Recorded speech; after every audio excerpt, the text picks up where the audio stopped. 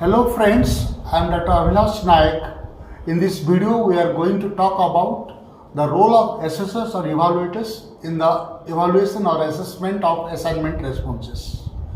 As we all of us know, in the distance learning system, the distance teachers or the distance tutors have a very important role.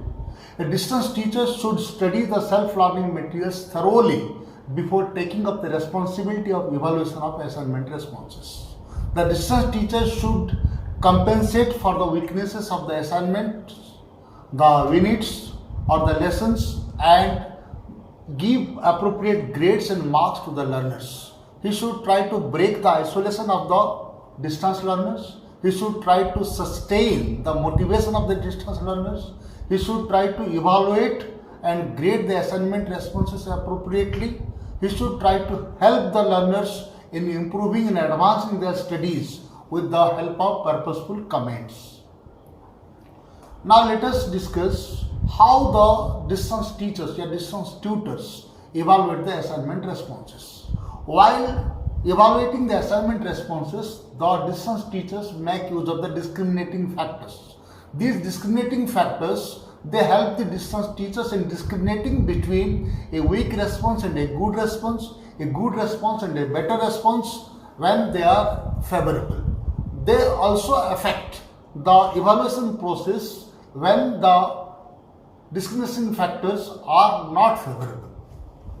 Now let us talk about the discriminating factors one after another. First of all, assessor's perception of the unit. The assessor should have a thorough understanding of the relevant unit or units and try to discover the course writer's intention to convey through the units. And they should keep their personal reactions, personal observations away while giving comments to the assignment responses. They should see that what the learners are expected to achieve and judge the learners' achievements and learners' performance accordingly. The next discriminating factor is the assessor's perception of the assignment.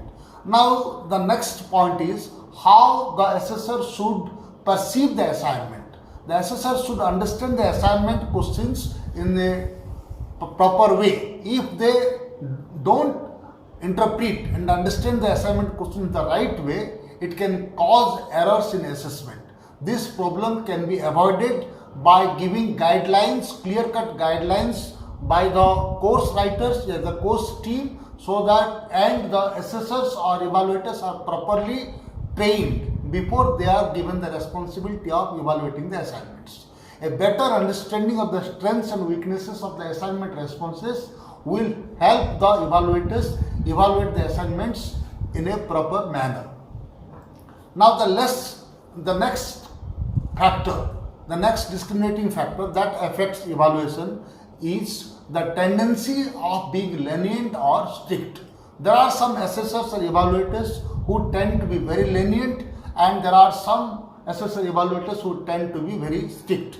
They are said to be like this when they deviate from the norm, deviate from the standard which is expected of the learners.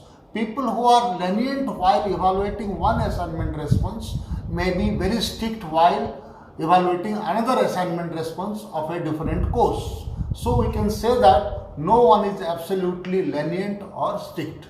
Now the next factor that we must remember, that is a discriminating factor, that is assessor's ideal response. Every assessor or the evaluator should have an ideal response.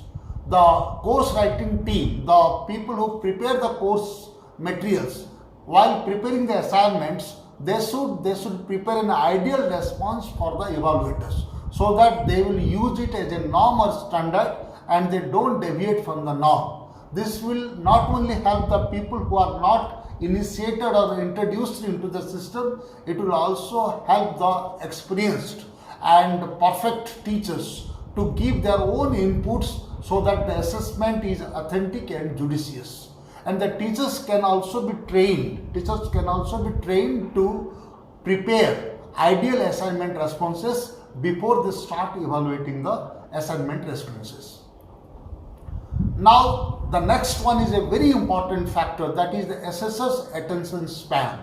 efficient evaluators or assessors and inefficient assessors evaluators, they are discriminated, they are distinguished in terms of only the attention span.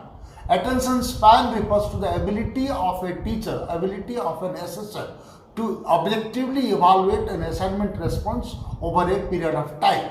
There are some evaluators who can evaluate 2 to 3 assignment responses in one go, and there are some evaluators who can evaluate 4 to 5 responses at one go.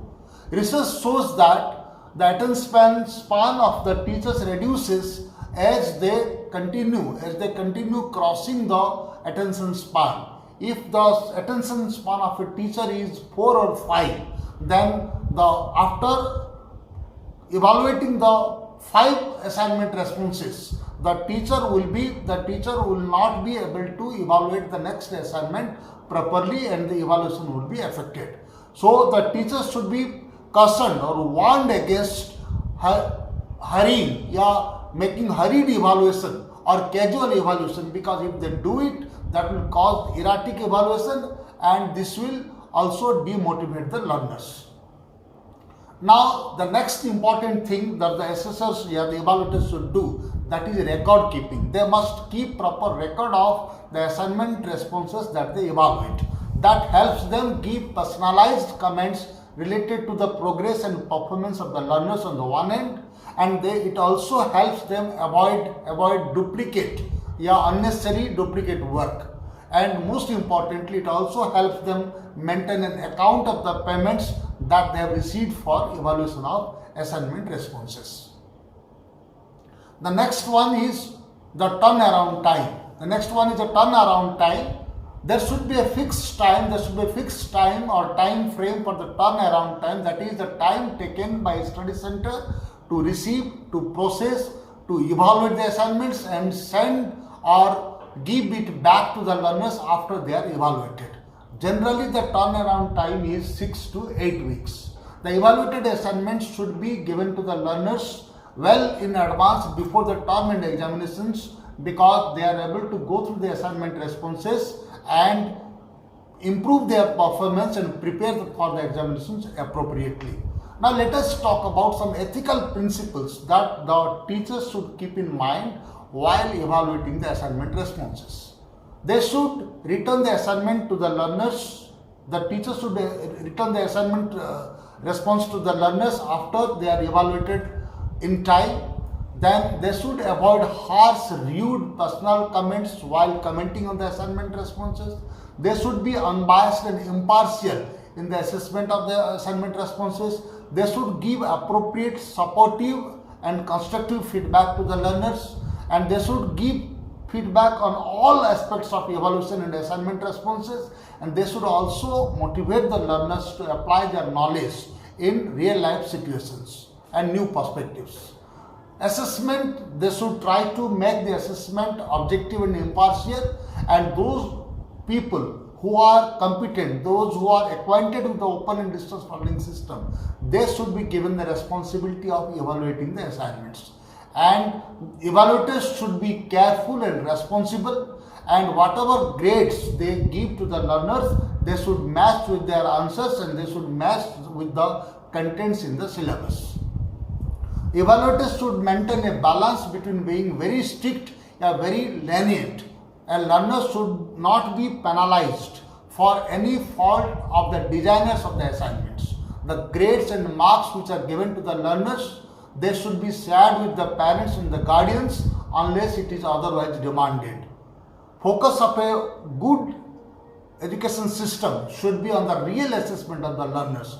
It means that the assessment of the learners should be properly done. The grades and marks given to the learners should reflect their actual performance in the assignments, not on the basis of other factors like their effort, ability, neatness, attitudes, anything like that. The assessors or the evaluators have a very important role in evaluation of assignments.